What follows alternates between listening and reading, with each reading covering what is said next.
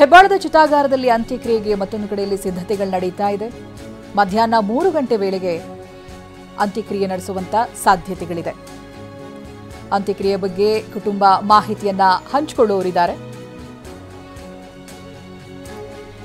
ಒಂದು ಕಡೆ ಅಂತಿಮ ದರ್ಶನಕ್ಕೂ ಕೂಡ ಅವರ ನಿವಾಸದಲ್ಲಿ ವ್ಯವಸ್ಥೆಯನ್ನ ಮಾಡಲಾಗುತ್ತೆ. ಅದಾದ ನಂತರ 3 ಗಂಟೆ ಅಷ್ಟೊತ್ತಿಗೆ ಈ ಅಂತಿಮ ವಿಧಿವಿಧಾನಗಳನ್ನು ನೆರವೇರಿಸುವತ್ತ ಕುಟುಂಬಸ್ಥರು ಯೋಚನೆಯನ್ನ ಮಾಡಿದ್ದಾರೆ. ಆ ಬಗ್ಗೆ ಮಾಹಿತಿಯನ್ನ ಕೂಡ ಹಂಚಿಕೊಳ್ಳುತ್ತಾರೆ. ಆಗಲೇ ಬಹಳಷ್ಟು ಜನ TV9 ಜೊತೆ ಮಾತನಾಡಬೇಕಾದ್ರೆ ಹಿರಿಯ ನಟ ನಟಿಯರು ಇವ್ರ ಜೊತೆಗಿನ ಒಡನಾಟವನ್ನು ಹೇಳ್ಕೊಳ್ತಾ ಇದ್ರು. ಜೊತೆಗೆ ಜೂನಿಯರ್ಸ್ಗಳನ್ನಾಗಿರ್ಬೋದು, ಅವರ ಸಹ ಕಲಾವಿದರನ್ನ ಯಾವ ರೀತಿ ಆತ್ಮೀಯವಾಗಿ ನೋಡ್ಕೊಳ್ತಾ ಇದ್ರು, ಗೌರವದಿಂದ ಕಾಣ್ತಾ ಇದ್ರು ಅನ್ನೋದನ್ನು ಕೂಡ ಹೇಳ್ಕೊಳ್ತಾ ಇದ್ರು.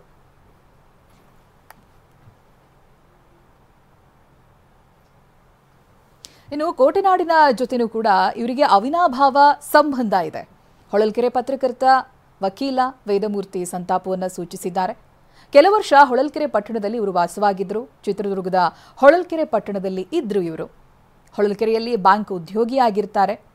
ಹಾಗೆ ಅಲ್ಲೇ ಮನೆ, ಜಮೀನು ಇವೆಲ್ಲವನ್ನು ಕೂಡ ಪಡೆದಿರ್ತಾರೆ. ರಂಗಕಲೆಯಲ್ಲಿ ಗುರುತಿಸಿಕೊಂಡ ಬಳಿಕ ಬೆಂಗಳೂರಿಗೆ ಶಿಫ್ಟ್ ಆಗ್ತಾರೆ